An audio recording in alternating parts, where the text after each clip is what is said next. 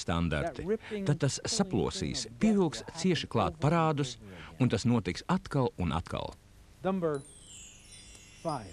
5. Piestrādājiet pie laimīgas laulības izveidošanas. Darbojieties, tas nevienmēr viegli izdodas. 5. Mūzes grāmatas 24. nodaļas 5. pantā teikts, kad kāds vīrs ir apņēmis jaunu sievu, tad lai viņš neiet kara pulkos un viņam lai neuzliek nekādus darba pienākumus, bet viņš lai ir atbrīvots no visiem darbiem un lai paliek savā namā 1 gadu un iepriecina savu sievu, ko viņš ir apņēmis. Šī koncepcija ir par prieka radīšanu. Jums ne tikai jādzīvo kopā un jāiztur kopā, bet arī jānes šim cilvēkam laimi. Jums ir jāizplāno, kā jūs dosiet otram cilvēkam laimi. Kā es pie tā varu strādāt? Kā es sazinos, komunikējos ar šo cilvēku? Kā otram cilvēkam patīk tas, kas notiek? Mārtiņš Luters teica, lai sieva izdara tā, ka vīram ir patīkami pārnākt mājās, un lai vīrs izdara tā, ka sievai ir žēl, kad viņš iet prom. Kāds vīrs centās izskaidrot, kā viņš dara savu sievu laimīgu. Viņš teica, labākais laiks trauku mazgāšanai ir tad, kad tava sieva lūdz tev to izdarīt. Diemžēl, kad dažas meitenes apprecas, viņas atsakās no daudzu vīriešu uzmanības par labu viena vīriešu uzmanībai. Pie tā ir jāpiestrādā. Dažkārt starp mums nostājas pārāk daudz lietu. Džon, Mārša, ir tik grūti satuvināties. Atšķirīgas intereses vai atšķirīgi darbi nostājas pa vidu. Lai saglabātu tuvību, ir daudz jāpiestrādā. 6. Kad tev nodara pāri, piedod 70 reizes 7 reizes. Man liekas, ka tas izjauc vairāk laulību nekā jebkas cits. Cilvēki domā, ka nauda izjauc laulības. Patiesībā tas tā nav. Tas tā var likties. Vai arī mīlas dēka ar kādu citu izjauc laulību. Bet ja jūs pamēģināt atrast iemeslu vīra neusticībai vai sievas neusticībai, vai zināt, kas izrādīsies? Un es nevienu reizi neesmu saskāries ar izņēmumu. Katru reizi tās cēlonis ir nespēja piedot un rūgtums. Kaut kādā veidā šajās attiecībās viens no laulības partneriem ir sāpinājis otru, ievainojuši savu otru pusi ar to, ko pateica, ko izdarīja, vai arī ko izdarīja ar savu ķermeni. Cilvēks var būt un var nebūt atbildīgs par to, ka otrs viņu ievainojas, lai arī kādā veidā tas nebūtu izdarīts. Ja ar to netiek galā cilvēka iekšienē, ja netiek piedots un no tā neatbrīvojas, tad ar laiku rūgtuma iemesls pieaugs. Varbūt laika gaitā šis notikums tiks aizmirsts, bet ar laiku starp viņiem sāks veidoties mūris.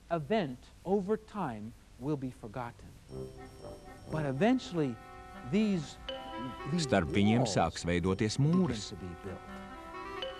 Džon, Mārša. Džon, Mārša, Džon, Mārša, Džon. Viņi cenšas ar vienu roku pieķerties viens otram un tajā pat laikā ar otru roku ceļ pāri darījumu mūri ar vien augstāk. Un tas kļūst augstāks un augstāks. Katru reizi, kad kāds ir sāpināts, Džon, Mārša, viņi to ieraksta datorā. Savas atmiņas datu bankā. Tu pret mani tā izturējies 1963. gada 2. februārī. Otra puse saka. Ko? Kā tu atceries? Es to nebiju aizmirsusi. Es to nebiju aizmirsis. Ticiet, tas ietekmē saikni, tuvību. Katru reizi jūs cenšaties panākt, lai jūsu laulība normāli funkcionētu. Apliekot tai apkārt kaut ko, kas jūs saista. Tajā pat laikā pastāv rūgtuma un dusmu iemesls. Varbūt jūs domāsiet, ka esat izmetuši to no prāta. Taču tas tā nav. Tas ir tieši jūsu vēdera pašā vidū. Tieši šeit. Dažkārt tur viss samezglojas, ja atļaujat paši sev par to domāt. Jūs atkal sadusmojieties, gadu gaitā 100 reižu.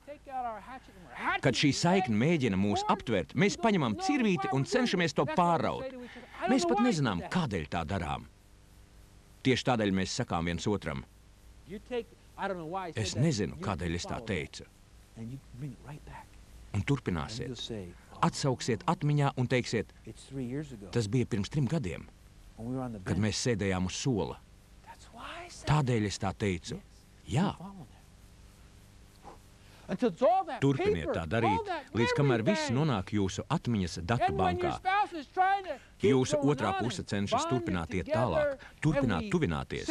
Mēs pasakām kaut ko tādu, kas mūs uzvelk kā ieroci. Tad kāds no mums atceras kaut ko. Tu to teici tajā dienā, to tajā un to tajā dienā. Esmu redzējis, kā laulātais pāris izveido šādu sarakstu vairāku lapušu garumā.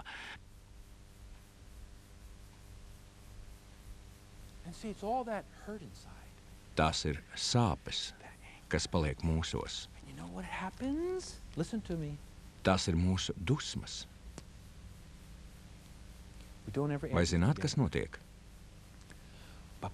Mēs nekad to nesaliekam kopā, bet tādēļ, ka tas negatīvi atsaucās uz pieķeršanos, mēs esam paslēpuši savā sirdī vēlēšanos atspēlēties vīram vai sievai. Tu mani sāpināji, un es sāpināšu tevi. Un pēkšņi, tādēļ, ka nepiedošanas un rūgtuma avota dēļ ir izjaukta pieķeršanās, parādās apslēpta vēlēšanās atriepties. Es tevi ļoti sāpināšu. Mēs tā nedomājām. Mēs jutāmies tā.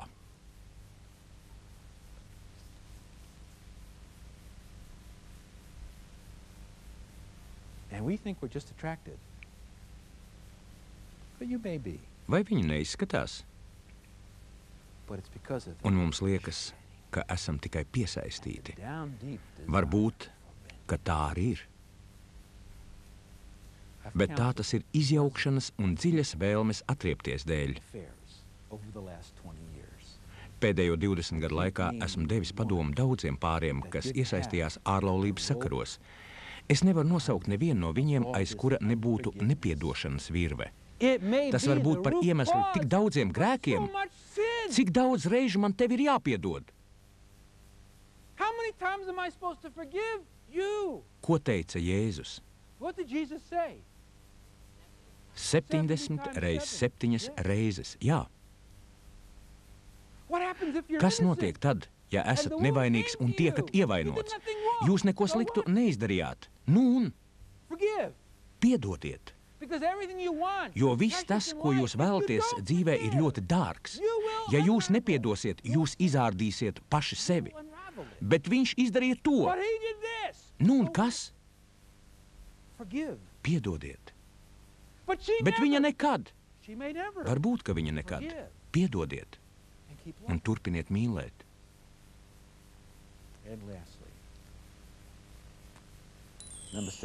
7. Paturiet Dievu savas laulības centrā.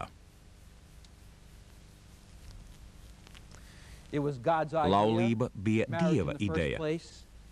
Jēzus Kristus Mateja evaņģēlijā 19. nodaļā teikts, izjaukt, lai neviens neizjauc to, ko Dievs ir savienojis. Jūs gribat teikt, ka tad, kad jūs apprecējāties, Dievs bija iesaistīts jūsu savienošanā. Jūs gribat teikt, ka tā ir viņa griba, lai tad, kad jūs appreceties, jūs paliktu precēti. Jā. Nekad to neizjauciet. Mani draugi, kad liekas, ka viss ir saplēsts sīkos gabalos, ir kāds un tikai viens, ko man ir nācies redzēt, kas ienācis laulībā, kas ir sašķēlusies, izjukusi, noasiņojusi.